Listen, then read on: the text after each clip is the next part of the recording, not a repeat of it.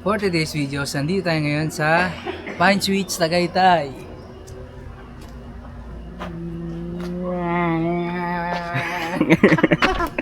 Langaw.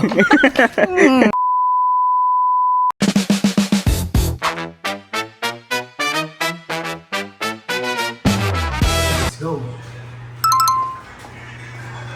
So pagpasok mo, sa right side yung CR mo.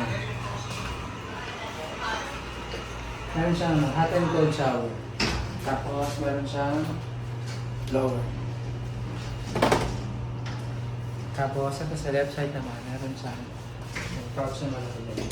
Tapos may pull out siya dito. May TV siya. Ito yung dining area.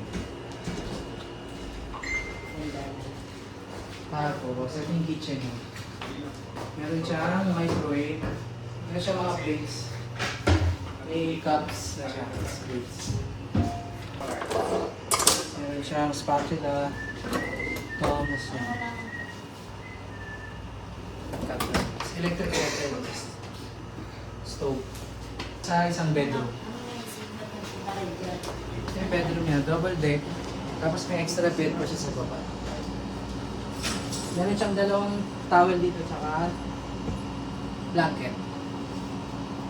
Tapos may terrace din siya dito. Yung terrace siya connected din sa isang room. So, sa kabilang room tayo, sa main bedroom. Ang 4 towel din. Tapos dito, meron siyang hanger. Yan, may hanger. Yung terrace siya.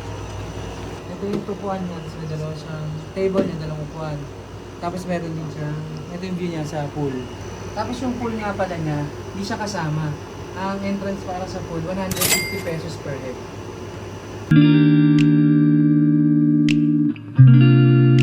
Kaya ganyan yung parking niya, ayan o. May pader. Hindi siya magkakagasgasan, except yung dalawa magkatabi. Daanan natin yung swimming pool, kasi kagabi, hindi ko napakita yung mga shower area niya. Tara, tingnan natin.